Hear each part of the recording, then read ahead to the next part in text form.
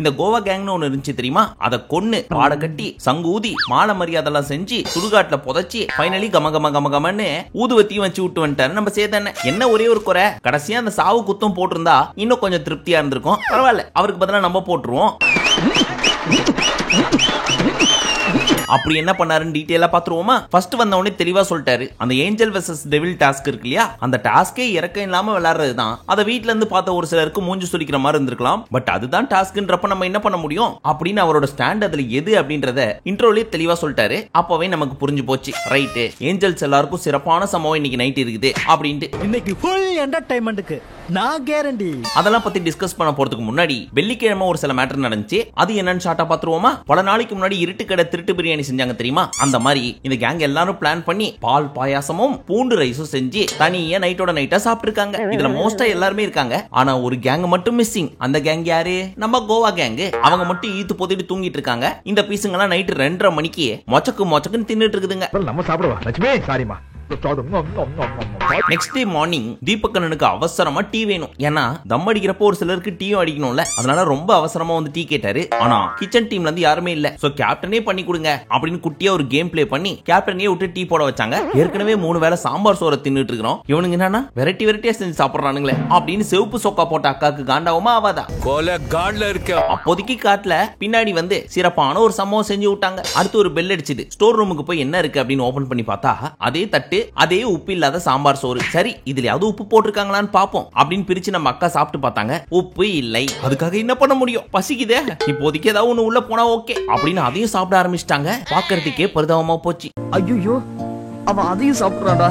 Next நம்ம Soundarya for the first time ஒரு பொது பிரச்சனைக்காக குரல் கொடுத்திருக்காங்க. டேய் ராசரத்னம் ஒன்னதாண்டா. அதுதான் நம்ம ஸ்டார்டிங்ல சொன்னோம் தெரியுமா, பின்னாடி சொல்றேன்ட்டு. அந்த மேட்டர் காலையில ஒரு டீ போட்டிங்களே, அது கிச்சன் டீம் தானே போட்டிருக்கணும். ஜெஃப்ரி எதுக்கு போட்டாரு?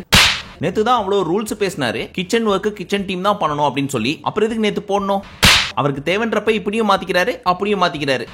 அவர் என்னோட ஃப்ரெண்டு தான், இருந்தாலும் நியாயம் ஒண்ணு இருக்கு இல்லையா, அதை நான் தட்டி கேட்கணும் அப்படின்றதுக்காக தான் உங்க எல்லாரையும் இந்த பொதுக்குழு கூட்டத்துல கூட்டியிருக்கேன் அப்படின்னு சொல்லி இன்னும் ஒரு சில இஷ்யூ எல்லாம் சொல்லிட்டு இருந்தாங்க. இதுக்கு ஜெஃப்ரியோட கருத்து என்ன அப்படின்னு கேட்டா, ஃப்ரைடே ஃபன் டே, எந்த ரூல்ஸும் கிடையாது, எல்லாரும் தூங்கலாம் ஈத்து போத்திக்கிட்டே, அதனாலதான் ஒண்ணு பெருசா ரெஸ்ட்ரிக்ட் பண்ணாம விட்டுட்டேன், இருந்தாலும் நான் அப்படி பண்ணிருக்க கூடாது, என்ன மன்னிச்சோ அப்படின்னு கை தூக்கிட்டாரு. ஆனா உங்கள்கிட்ட கேக்குறேன், உண்மையிலேயே இது தப்பு அப்படின்னு நினைச்சுதான் சௌந்தர்யா கேட்டாங்களா, இல்ல நம்ம ஏதாவது ஸ்கோர் பண்ணணும் அப்படின்னு கேட்டாங்களா? உங்களுக்கு என்ன தோணுச்சுன்னு கமெண்ட்ல சொல்லுங்க. ஓகே. ஆனா எனக்கு என்ன தோணுச்சுன்னா, டேய் நான் பட்னியில கிடக்குறேன், நீங்க வெரைட்டியா தின்றது மட்டும் இல்லாம டீ காப்பின்னு குடிச்சிட்டு இருக்கீங்க, அதுவும் 2 வேளை அப்படின்ற காண்டி இருக்கதானே செய்யும். அந்த காண்டில பேசினாங்களோன்னு லைட்டா தோணுது. நான் உனக்கு இப்படி எல்லாம் தோணுது. ஆனா அப்படிலாம் கிடையாது. வீட்டுக்குள்ள எங்க பிரச்சனை வந்தாலும் நான் குரல் கொடுப்பேன் அப்படின்னு நினைச்சு உண்மையிலே குரல் கொடுத்திருந்தா ஃபேக் ஆடியன்ஸ் எல்லாம் ரியல் ஆடியன்ஸா மாத்த முடியும். முடிவு உங்கள் கையில். என்ன ஓகே தானே? இன்னும் ஒரு சில மேட்டர் எல்லாம் நடந்துச்சு. அதெல்லாம் டீடைலா போனோம்னா 30-40 நிமிஷம் போயிட்டு இருக்கோம். அதனால முக்கியமான சம்பவங்கள் மட்டும் பார்ப்போம். Next Jack sound. ஐயோ இவரை மறந்துட்டனே. கோவா கேங்கின் முக்கிய புள்ளி ரயான். இவங்க 3 பேர் வந்து நின்னுக்கிட்டு, பிக் பாஸ் நாங்க பண்ணது தப்பு தான், இனிமே ஒழுங்கா ஆடுறோம், தயவு செஞ்சு அந்த சாம்பார் சாதம் மட்டும் வேணாம், அதுக்கு பதிலா ஏதோ பர்கரோ இல்ல பர்கர் கூட வேணாம், அதே கொடுத்தா கூட ஓகே, ஆனா கொஞ்சோண்டு உப்பு போட்டு மட்டும் சாப்பிடலாம்னு சொன்னீங்கன்னா தேவலாம். இங்க பாருங்க ரிப்ஸ் எல்லாம் தெரிய ஆரம்பிச்சிருச்சு அப்படின்னு கெஞ்சிட்டு இருக்காங்க. 10 நாளா சாப்பிடல, குடல்லாம் வலிக்குது. எது ஜாக்குமா, உங்களுக்கு எலும்புலாம் தெரிய ஆரம்பிச்சிச்சு அப்படி நான் கேட்கல, அந்த கேமரா கேட்டுச்சு. இவங்க இப்படி கேட்டு முடிச்ச அடுத்த செகண்டே மறுபடியும் அந்த ஆலய மணி அடிச்சுது. கதவு திறந்துச்சு. உள்ள என்ன இருக்குன்னு எட்டி பார்த்தா அதே உப்பு போடாத சாம்பார் சோறு. மறுபடியும் முதல்ல இருந்தா. அப்ப மறுபடியும் நம்ம ஜாக்கோட மூஞ்சி எப்படி மாறி இருக்கும்?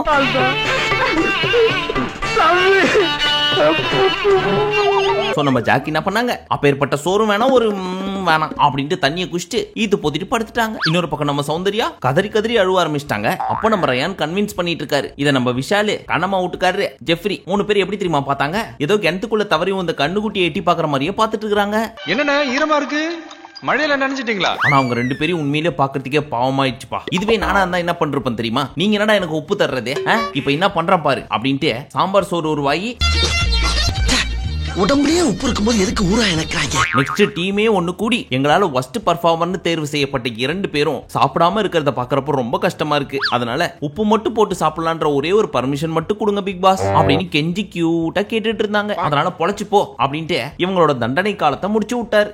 அப்பா மகனே அங்குசாமி, நீ மகராசனா இருக்கணும்ப்பா, நீ மகராசனா இருக்கணும். அப்பதான் நெட்ஃபிளிக்ஸோட ப்ரொமோஷன் வந்துச்சு. அதுல எல்லாரும் சேர்ந்து உட்கார்ந்து அந்த லிவிங் ஏரியால படுத்துக்கிட்டு அமரன் படம் பார்த்தாங்க. அதுவும் கையில பாப்கார்னோட. இது வரைக்கும் அந்த பிக் பாஸ் சீசன்ல ஏகப்பட்டது நடந்திருக்கு. ஆனா இந்த மாதிரி நடக்கிறது இதான் ஃபர்ஸ்ட் டைம். நெக்ஸ்ட் நம்ம சேதனை வந்து இந்த ஏஞ்சல் வெர்சஸ் டெவில் டாஸ்க்ல உங்கள யாரையாவது பத்தி டெவில் டாஸ்க்ல என்ன இப்படி பண்ணாங்க அப்படின்னு விமர்சனம் இருந்துச்சுன்னா மூஞ்சி மேனே சொல்லிருங்கன்னு சொல்லி கேட்டாரு. அது எதுக்குன்னு தயங்குறீங்க? தைரியமா சொல்லுங்க. அதுல நம்ம கண்ணம்மா வீட்டுக்காரர் என்ன சொன்னாரு, சார் இந்த டாஸ்க் பொறுத்த வரைக்கும் பாத்துக்கிட்டீங்கன்னா இது ஒரு ப்ரோவோக்கிங் தான் சார். ஒருத்தரோட மைண்டுக்குள்ள போய் அவங்கள வீக்கா ஃபீல் பண்ண வைக்கிறது தான் ப்ரோவோக்கிங் அப்படின்னு ப்ரோவோக்கு ஒரு எக்ஸ்பிளனேஷன் கொடுத்துட்டு இருந்தாரு. அப்ப நம்ம சேதனை பொசுக்குன்னு உள்ள பூந்து உங்களுக்கு அது நல்லா வரும்ல அப்படின்னு மூக்க வச்சு விட்டாரு. அங்கேயே பயபிள்ளைக்கு தெரிஞ்சு போச்சு, ரைட்ரா இன்னைக்கு நம்மள அடிக்கிறதுக்கு இந்த ஆள் பிளான் பண்ணிட்டாரு, டிஃபென்ஸ் மோடுக்கு ரெடி ஆயிருவோம் அப்படின்ட்டு. கிரியாளா உடம்ப இரும்பாக்கிக்கடா, அடமலா ஆரம்பிச்சு வெளுத்து வாங்க போகுது. பட் இப்படி சொல்றதெல்லாம் சொல்லிட்டு இல்ல அந்த டாஸ்க்கு இந்த விஷயம் தேவைப்படுது இல்ல, அதை நீங்க சிறப்பா பண்ணுவீங்க அப்படின்றது தான் நான் உங்களை பாராட்ட தான் செய்யறேன், நீங்க தப்பா நினைச்சுக்காதீங்க அப்படின்னு சொல்ல புரியுது. அடுத்து நான் பேசவா? பேசு ராஜா. அதாவது சார் ப்ரோவோக் அப்படின்றது ஒரு ஆர்ட் சார். எப்படி ப்ரோவோக் அப்படின்றது ஒரு ஆர்ட், அதாவது கலையாமா. எப்படி அந்த வார்த்தையை கூட அப்படி பாசிட்டிவா மாத்தினாரு பாத்தீங்களா? That is the power of Kannamma வீட்டுக்காரரு. பாஸ் நீங்க ஒரு வில்லேஜ் விஞ்ஞானி பாஸ். நெக்ஸ்ட் என்ன சொன்னாரு, இந்த ப்ரோவோக்கிங் அப்படின்ற விஷயத்தை எப்படி வேணா பண்ணலான்றத புரிஞ்சுக்கிட்டு கண்ணா பின்னான்னு ஒரு சிலர் பண்ணாங்க சார். முட்டையை உடைச்சு கண்ட இடத்துல தடவருது, சோப் எடுத்து மூஞ்சல தடவருது அப்படின்னு நம்ம மஞ்சரியே மீன் பண்ணாரு. சோ மறுபடியும் நம்ம உள்ள பூந்து அருண் டாஸ்க் முடிஞ்சு பல நேரம் ஆகுது, ஒன்ட்ட என்ன கேள்வி கேட்டனோ அதை பத்தி மட்டும் பேசு, மறுபடியும் ஏன் போய் மஞ்சரியை நோண்டிட்டே இருக்கிற? என் கேள்வி உனக்கு புரியுதா? புரியுது சார். சரி தெளிவா சொல்லு, டே 1 டெவில் டே 2 டெவில பத்தி என்ன நினைக்கிறீங்க? சிறப்பா பண்ணாங்களா இல்லையா? அப்படி பண்ணலன்னா அந்த 2 பேர் யார், என்ன காரணம் அப்படின்னு சொல்ல, சார் ஆனந்தி ரொம்ப நல்லா பண்ணிட்டு இருந்தாங்க. அட யாருப்பா இருந்தாலே தீபக், உனக்கு நான் சொன்னது புரியுதுல? புரியுது சார். அவர் கொஞ்சம் புரியுற மாதிரி சொல்லுப்பா. சொல்றேன் சார். அதாவது கையில கத்தி கொடுத்து குத்த சொன்னாங்கல்ல, அதை டே 2 டெவில்ஸ் குத்தாம அதை வச்சு தடவிட்டு இருந்தாங்கன்னு சொல்லு அப்படின்னு அசிங்கப்படுத்தி விட்டாரு. நம்ம கண்ணம்மா வீட்டுக்காரரை பாக்கிறதுக்கே பரிதாபமா போச்சு. தலைவர் கோபமும் வருது, பேசவும் முடியல. மொத்தத்துல நிராயுத பாணியா நின்னாரு. கேப்ல இந்த தீபக் வேற இதான் சான்ஸ்னு நங்கன்னு மூக்கிலே ஒரு குத்தி விட்டாரு. இப்பயாவது சொல்லு ராஜா, அந்த 2 பேர் யார், என்ன காரணம்? சார் அதுல ஃபர்ஸ்ட் விஷாலே, செகண்ட் ரஞ்சித் அண்ணே, மூணாவது சத்யா இப்படின்னு போயிட்டே இருந்தாரு. ஆனா அதுக்கான எக்ஸ்பிளனேஷன் இவர் கரெக்டா கொடுத்தாரோ இல்லையோ, நம்ம சேதனா பயங்கரமா கொடுத்தாரு. விஷால பார்த்து அவர் ஏஞ்சலாவே இருந்தாரு, டெவிலாயி ஏஞ்சலாவே வாழ்ந்தாரு. ரஞ்சித் டே 1ல இருந்தே ஏஞ்சல் தான். சத்யா டெவில்களின் கேங்ஸ்டர் தான் சத்யா. ஒருவேளை அவங்களால புடுங்க முடியல அப்படின்னா இவர் போய் புடுங்கி கொடுத்துட்டு வந்துருவாரு. பட் 2 புடுங்கி சொன்னாரு, ரெண்டுமே ஒரே புடுங்கியா இல்ல வேற புடுங்கியான்னு தெரியல. அம்புட்ட ஆசை. அடுத்து நம்ம ரயான் இருக்கார்ல, அவர் மஞ்சரியும் தர்ஷிகாவும் பண்ணது எனக்கு பெருசா பிடிக்கல. அண்ட் என்ன பெருசா அட்டாக் பண்ணல. மேபி அவ்வளவு ஈஸியாலாம் என்ன ப்ரோவோக் பண்ற முடியாது அப்படின்னு நினைச்சிட்டாங்க போல இருக்கு அப்படின்னு சொன்னாரா. இதுக்கு உங்க கருத்து என்ன அப்படின்னு மஞ்சரி கிட்ட கேட்டதுக்கு, சார் அவர் ஒரு போரிங் ஏஞ்சல் சார், அதனால அவர் பக்கத்திலேயே நான் போல அப்படின்னு சப்பையா முடிச்சு விட்டாங்க. அதுக்கு நம்மளால ஒரு ரியாக்ஷன் கொடுத்தாரு, அதை கொஞ்சம் நீங்களே பாருங்களேன். இவன் வெறி குண்டு பாக்குற பார்த்தா இன்னைக்கு நம்மள ரணக்குடூரமா வேட்டையாடுறதுக்கு முடிவு பண்ணிருப்பான் போல் இருக்கே. நம்ம எவ்வளவு ஸ்ட்ராங் நம்மள சொல்லிட்டு இருக்கிறோம். இந்த பீஸ் என்னன்னா பொசுக்குன்னு ஏந்திரிச்சு போரிங் இருந்துச்சு, அடுத்த வாரம் உன்னை கவனிச்சுக்கிறேன் அப்படின்ற மாதிரி தான் இருந்துச்சு அந்த லுக்கு. என்னடா லுக்கு போடா. அடுத்து விஷாலும் மஞ்சரி பேர் தான் சொன்னாரு. முட்டை கிட்ட எல்லாம் உடைச்சி கண்ணா பின்னான்னு பண்ணி அதெல்லாம் எனக்கு சுத்தமா பிடிக்கல சார். சரி உனக்கு பிடிக்கல, ஓகே, என்ன பண்ணிருக்கலாம்? அது தெரியாம தான் சார் நான் இங்க இருக்கேன். தம்பி தயவு செஞ்சு உட்காந்துரு, நிஜமாவே தேவையில்லாம அந்த வார்த்தையை வாயில வர வச்சிடாத அப்படின்னு அண்ணனுக்கு வாயில வந்துச்சு. ஆனா சொல்லாம உட்கார சொல்லிட்டாரு. அப்படி என்ன சொல்ல வந்திருப்பாரு? எல்லாத்தையும் உனக்கு சொல்லணும். சரி இதுக்கு அண்ணன் என்ன கருத்து சொன்னார்னா, ஒருத்தவங்க விளையாட்டு இருக்காங்க, அவங்கள பார்த்தாவது எப்படி விளையாடணும்னு தெரிஞ்சிட்டு விளையாடி இருக்கணும். ஆனா நீங்க என்ன பண்றீங்க, அவங்க டீம்ல யார் நல்லா விளையாடலையோ அவங்கள ரெஃபரன்ஸ் எடுத்து வச்சு விளையாடி இருக்கீங்க. கேட்டா ஐ அம் a cute boy அப்படின்னு சொல்லிடுறீங்க. உட்காருங்க அப்படின்னு உட்கார வச்சிடறாரு. கிட்டத்தட்ட பல வாரமாவே இந்த பீஸ் ரொம்ப சேஃப் கேம் தான் ஆடிட்டு இருக்குது. ஏதாவது கேட்டா சாரி அப்படின்னு சொல்லி சிம்பிளா முடிச்சிருது. சோ நம்ம தலைவர்ட்ட வந்து பெருசா எதிர்பார்த்தோம் ரோஸ் பண்ணுவாரு அப்படின்னு சொல்லி, பட் லைட்டா பண்ணிட்டு விட்டாரு. நாங்க என்னென்னமோ பிளான் பண்ணி வந்தோம். நெக்ஸ்ட் நம்ம முத்து வந்து எல்லாரையும் சிம்பிளா ஒரு ரோஸ்ட் பண்ணி முடிச்சு விட்டாரு. டே 1 டெவில்ஸ் எப்படி எல்லாம் பண்ணணும் அப்படின்னு சொல்லி ஹார்ட் ஒர்க் பண்ணோம். ஆனா டே 2 டெவில்ஸ் எப்படி எல்லாம் பண்ண கூடாது அப்படின்றதுக்காக ஹார்ட் ஒர்க் பண்ணாங்க சார். அப்புறம் எங்கள்ட்ட இருந்து ஹார்ட்டை புடிங்கிட்டு போய் கேமரால காமிச்ச உடனே பாட்டு போட்டாங்க சார். எதுக்கு இவங்க பாட்டு போடுறாங்க அப்படின்னு பார்த்தா உங்க கேம் பார்க்க சகிக்க முடியாம தான் பாட்டு போட்டிருக்காங்க அப்படின்றது லேட்டா தான் சார் தெரிஞ்சு. சரி யாராவது 2 பேரும் சொல்லுங்க முத்து சார். ஒன்னு விஷாலு, ரெண்டாவது பவித்ரா. இந்த பவித்ரா என்ன பண்ணாங்க, தலகாணி எல்லாத்தையும் அடுக்கி வச்சுட்டு ஏதோ தள்ளி விட சொன்னாங்க அப்படின்னு சொல்லி நானும் தள்ளி விட்டேன் சார். அடடே இது நல்லா இருக்கே, என்ன நீயே குத்தகை எடுத்துக்கமா கட்சி வரைக்கும், இந்த மாதிரி டெவில் எனக்கு ரொம்ப பிடிச்சிருக்கு அப்படின்னு சொன்னா நீ ப்ரோவோக் ஆயிட்ட அப்படின்னு ஹார்ட்டை புடுங்கிட்டாங்க சார். இவங்க எல்லாரையும் பேய நடிக்க சொன்னா வழிப்பறி கொள்ளையர்களா மாறிட்டாங்க. ஆண்களோட அடியால் சத்யா அப்படின்னா பெண்களோட அடியால் அன்சிதா. வண்டி நம்ம ஸ்டாப்புக்கு வந்துருச்சு. போய் பேட்ச புடுங்கன்ற பேர்ல கை குத்தி ரத்தம் வந்து அதை பாக்குறதுக்கு எங்களுக்கே பரிதாபமா போச்சு சார். மொத்தத்துல இது வரைக்கும் வந்த 8 சீசன்ல எங்கெல்லாம் சேஃப் கேம் ஆட முடியுமோ அது எல்லாத்தையும் ஒட்டு மொத்தமா சேர்த்து வச்சு இந்த 9th வீக்ல பண்ண மாதிரி இருந்துச்சு சார். ஏதாவது பண்ணுங்கடா டே மொக்கையா போகுது அப்படின்னு சொல்லி கேட்டா ப்ரோவோக் ஆயிட்டேன் அப்படின்றாங்க. தீபக் அண்ணனை டமுக்கு டப்பான்னு டான்ஸ் ஆட சொன்னாங்க. அண்ணன் ஆடுறப்ப நாக்க கடிச்சாரு, ப்ரோவோக் ஆயிட்டேன்னு புடிங்கிட்டாங்க. இப்படி எல்லாம் ப்ரோவோக் பண்ண முடியும்ட்டு இவங்கள்ட்ட தான் சார் கத்துக்கிட்டேன் அப்படின்னு ஒரு மினி ஃபன்னி ரிவ்யூ கொடுத்தாரு. ஆனா இத பார்த்த ஏஞ்சல்ஸ் டீம், எதுக்கு ஏஞ்சல்ஸ் டீம், நம்ம அன்ஷிதா முறைச்சிக்கினே இருக்காங்க. கை தட்டுறாங்கன்றதுக்காக இன்னவனா பேசுவியா நீ, அடுத்த வாரத்துல உன்னை இன்னும் குத்து குத்துறான் பாரு.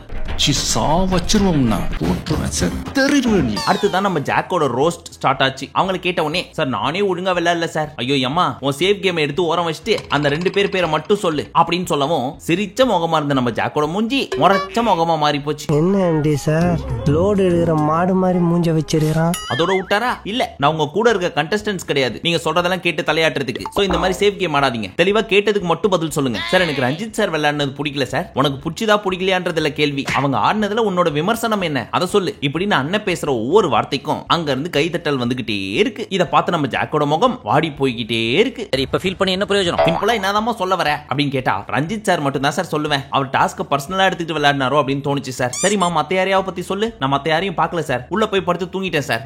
நான் தூங்கிட்டேன் பார்க்கல, என்கிட்ட யாரும் வரல. அப்போ அவங்க சைடுல யாரும் ஒழுங்கா விளையாடலன்னு சொல்றியாமா, என்ன சொல்றதுனே தெரியல சார். சரி போய் தொலை அப்படின்னு தெளிவா ஒரு ரியாக்ஷன் கொடுத்துட்டு உட்காருன்ட்டாரு. பாவம் ஜாக் யார் முகத்துல முழிச்சாங்களோ.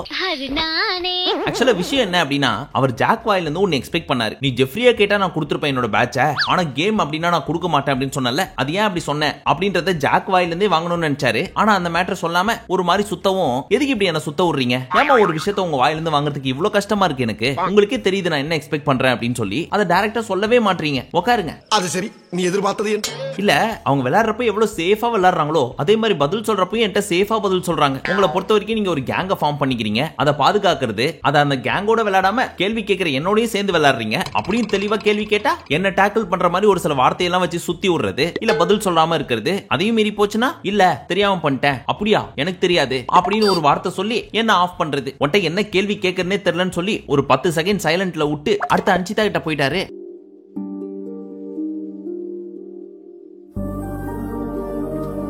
அட்லீஸ்ட் இதுக்கப்புறமாவது இந்த மாதிரி கேங் எல்லாம் சேர்க்காம ஃபர்ஸ்ட் இவங்க எப்படி கேம் ஆடினாங்களோ அந்த மாதிரி இண்டிவிஜுவலா ஆடினாங்கன்னு வச்சுக்கோங்க. ஃபர்ஸ்ட் இவங்களுக்குன்னு ஒரு நல்ல பேர் இருந்துச்சுல்ல, அதை அப்படியே தக்க வச்சுக்கலாம். இல்ல நான் கேங்கோட சேர்ந்து அவன் என் தம்பி, இவன் என் ஃப்ரெண்டு, அவன் என் உயிர் அப்படிலாம் சுத்திட்டு இருந்தாங்கன்னா இதுதான் விளைவு. நம்ம ஆண்டவரா இருந்தாலும் பட்டுப்படாம பேசி அடுத்த டாபிக்னு போயிருவாரு. ஆனா இவரு அந்த ஃபேஸ்லயே அசிங்கப்படுத்தி விட்டு போயிடுறாரு. பாவம் வைந்த மூஞ்சி வாடி போச்சு.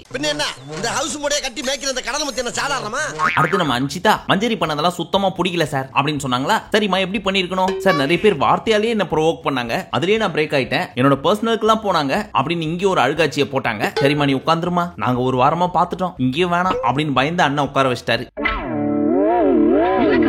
நான் என்ன சொல்ல வரேன்னா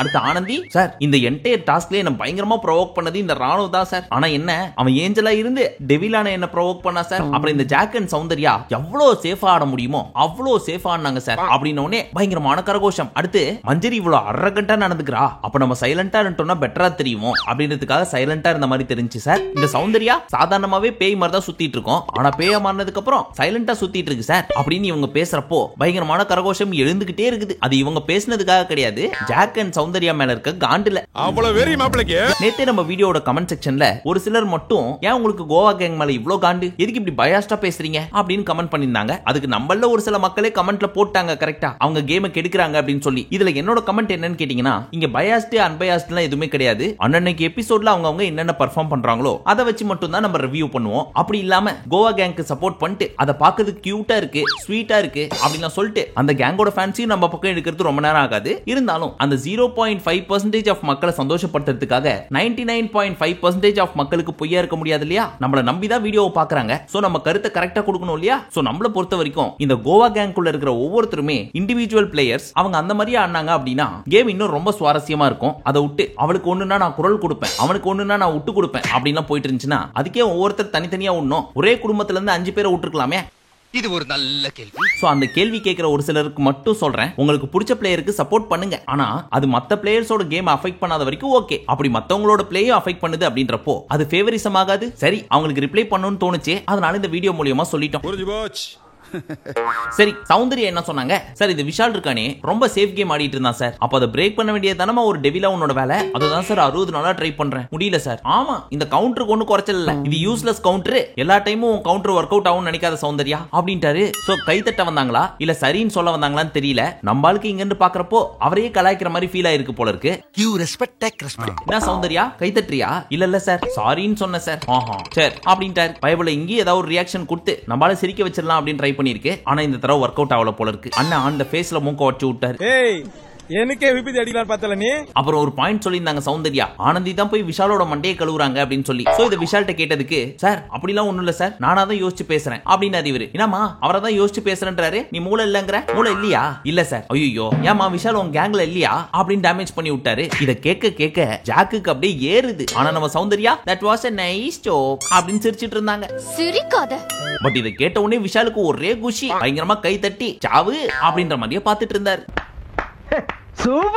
பட் ஒன்னு நோட் பண்ணீங்களா, இந்த பக்கம் கோவா கேங்னு ஒன்னு இருக்கு ஓகே, ஆனா இன்னொரு பக்கம் சத்யா, அருண், விஷால், தீபக் அப்படின்னு இன்னொரு கேங்கும் இருக்கதான் செய்யுது. ஆனா என்ன அவங்களோட கேங் எந்த வகையிலும் கேமை பாதிக்கல. அதே மாதிரி மஞ்சரி, சாச்சனா, முத்து இவங்க எல்லாம் கூட ஒரு கேங்கா தான் இருக்காங்க, அதுவும் பெருசா பாதிப்பை கொண்டு வரல. பட் இந்த கோவா கேங் பண்றதுதான் பெரிதும் பாதிப்பை ஏற்படுத்துது அப்படின்னு நம்ம சொல்லப்பா சேதனும் சொல்றாருன்னு சொல்ல வந்தேன். ஏய் உன்னை தெரியும்டா எனக்கு, என்னென்ன வேலைக்கு எப்படி எப்படி முடிய டைப்பா மாத்துவேன்னு எனக்கு தெரியும். நெக்ஸ்ட் ரஞ்சித் அண்ணன் கேள்வி கேட்டதுக்கு, எப்பவும் போல வளவலா கொலகொலான்னு பேசினே இருந்தாரா சார். 60 நாள் ஆயிடுச்சு, நீங்க பிளாஸ்ட் பண்ணீங்கன்னா வேற லெவல்ல இருக்கும் சார், ஆனா இப்பவும் சேஃபா பேசிட்டு இருக்கீங்க சார், அதனால ரொம்ப அப்செட் பண்ணுது சார், உட்காருங்க சார் அப்படின்னு சொன்னாலும் அமைதியா உட்காந்துட்டார். நம்ம அண்ணன் நினைச்சிட்டு இருக்காரு இப்படி எல்லாம் சொன்னதுக்கு அப்புறம் அடுத்த வாரத்துல இருந்து பயங்கரமா ஆட போறாரு இவரு அப்படின்ட்டு. நீ பழனிக்கே பால் காவடி எடுத்தாலும் ஒரு அடி நகராது. ஆனா நீங்க இல்ல, உங்கள மாதிரி 1000 பேர் வந்து சொன்னாலும் எங்க அண்ணனை ஒண்ணும் பண்ண முடியாது. யாராவது அண்ணனை அருவாளை தூக்கிட்டு வெட்ட வந்தாலும் அவரை பாசத்தால கட்டி போட்டு காதுல ஒரு பூ வச்சு அமுச்சு விட்டுருவாரு. அப்பேற்பட்ட ஆண் தேவதை தான் எங்க ரஞ்சித் அண்ணே. வேட்டி கட்டினா கேனக்கு இருக்க நினைச்சுக்கிறது.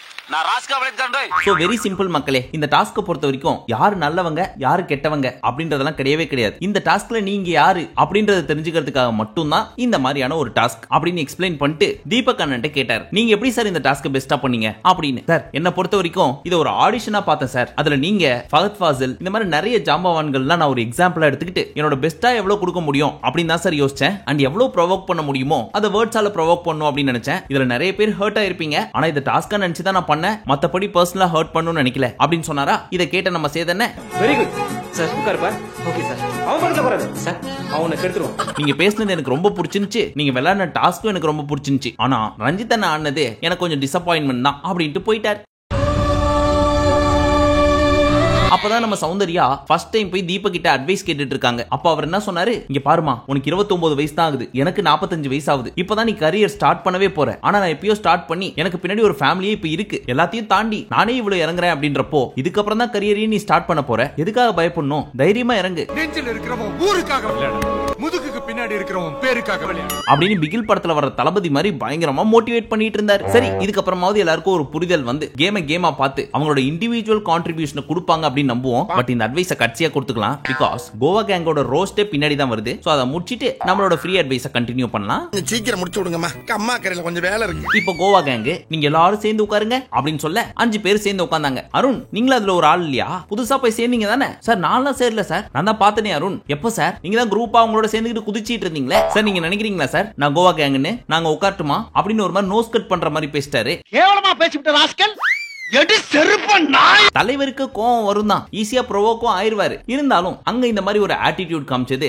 ரொம்ப ரொம்ப தவறான செயல். அது கமல் சாரா இருக்கட்டும், சேதனா இருக்கட்டும், ஏன் வேற யார் வேணா வரட்டும், அவர் மக்களின் பிரதிநிதி தான். நம்ம ஆண்டவர் சொல்ற மாதிரி நம்ம என்ன நினைக்கிறோமோ அதை தான் கேள்வியா அங்க கேட்கிறாரு. அதை புரிஞ்சுக்கிட்டு ஜாக்கு மாதிரி தன்னை மாத்திக்கிறது தான் ஒரு நல்ல ஆர்டிஸ்டுக்கு அழகு. ஏயா நான் சரியா பேசுறேனா? ரொம்ப கரெக்ட். ஆனா நம்பாலு தன்னோட ஆட்டிடியூட காமிச்சு இந்த மாதிரி ரிப்ளை பண்றதெல்லாம் சேதனை வேணா பார்த்துட்டு சும்மா இருந்திருக்கலாம். ஒருவேளை ஆண்டவரா இருந்திருந்தா வேற மாதிரி ரிப்ளை வந்திருக்கும். ஏன்னா நம்மளே பார்த்திருக்கோம், கோவா கேங்ல போயிட்டு எனக்கு உங்க கேங்கோட சேர்றதுக்கு ஆசையா தான் இருக்கு, எனக்கு ரொம்ப பிடிச்சிருக்கு அப்படின்னு சொன்னாரு. இப்போ ஒரு நெகட்டிவிட்டி வருது அப்படின்றப்போ நான் சேரவே இல்லை அப்படின்னு பேக் அடிக்கிறதெல்லாம் ஒருவேளை நம்ம பார்க்காம இருந்திருந்தா ஓகே. இதுக்கு ஒரு குறும்படம் போட்டு காமிச்சிருந்தாங்கன்னு வச்சுக்கோங்க, தரமா இருந்திருக்கும். ஆனா ஏன் தெரியல இந்த சீசன்ல இப்போ வரைக்கும் குறும்படம் அப்படின்றதே கொண்டு வர மாட்டாங்க. Why not? Why me? But அவங்க போடலன்னா என்ன, நம்ம போட்டுருவோமா? 6 members and 5 rules. சொல்லுங்க.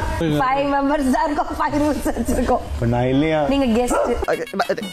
நான் பங்கு மாட்டிக்கிட்ட பங்கு அப்ப சௌந்தர்யா என்ன சொன்னாங்க, சார் எங்க கேங்ல இருந்தாரு, எங்களோட சேரவும் ஆசை இருக்குன்னு சொன்னாரு அப்படின்னு போட்டு கொடுத்துட்டாங்க. ஆனா ஜாக்லின் அவர் ஸ்பெஷல் அப்பியரன்ஸ் மட்டும் தான் அப்படின்னாங்க. சரி சார் உட்காந்துருங்க அப்படின்னவும் ஒரு மாதிரி லுக் கூட, எதுக்கு அருண் என்ன முறைக்கிறீங்க அப்படின்னு கேட்டாரா. சார் நான் முறைக்கவே இல்ல சார், முறைக்கல. இல்ல சார் நினைக்கிறது முகத்துல தெரியாதா அருண், ரியாக்ஷன் ஷாட் அப்படின்னு ஒன்னு இருக்கு, அதுல நம்ம ஒன்னு பண்ணோம்னா ஃபேஸ்ல கிளியரா தெரிஞ்சிரும். அப்படி எனக்கு தெரிஞ்சதுனால தான் கேட்டேன். இல்ல சார் நான் முறைக்கலாம் இல்ல சார். மூஞ்சியே அப்படிதான்.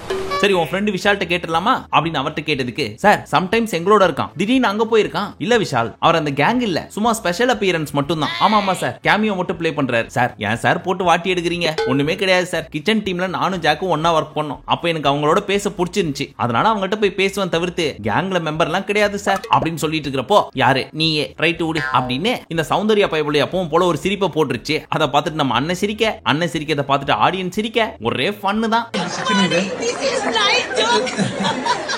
எப்பா கோவா கேங் ஏதோ ரூல்ஸ் போட்டிருந்தீங்கல்ல, அது என்னதுமா அப்படின்னு சொல்லி அந்த 5 ரூலையும் படிக்க சொன்னாரு. படிச்சதுக்கு அப்புறம் நீங்க போட்டதுதான் ரூல், அதை நீங்களே ஃபாலோ பண்ணல, அப்புறம் என்னத்துக்கு ரூல் போடுறீங்க அப்படின்னு அவங்க வாயாலே சொல்ல வச்சு அவங்க வாயிலேயே ஒரு குத்தையும் விட்டாரு. இதுக்கு பேர் தான் போட்டு வாங்குறது. அப்படின்னா give and take policy. So இந்த கோவா கேங்கோட ரூல் மத்தவங்களை எப்படி பாதிக்குது அப்படின்னு சொல்லி மத்தவங்க எல்லாரையும் கேட்டுட்டு இருந்தாங்க. அதுல முத்து ஒரு கருத்து சொன்னாரு, இந்த மாதிரி அந்த கேங்குள்ள ஒருத்தருக்கு பிரச்சனை அப்படின்னா அதை தட்டி கேட்கறதுக்கு மத்த 2 பேர் வந்துருவாங்களோன்னு பயமா இருக்கு சார் அப்படின்னாரு. தீபக் அண்ணன் இந்த ரயான்ட்ட நான் ஸ்டார்டிங்லேயே கேட்டேன் சார், பட் அவன் என்ன தெரியுமா சொன்னா, அவங்க 2 பேரும் எனக்கு அக்கா மாதிரின்ட்டான் சார் இப்படின்னு இவர்கிட்ட சொன்னதே நமக்கு புதுசா இருக்குது. ஆனா இவங்கள பார்த்தா அக்கா தம்பி மாதிரியா இருக்குது.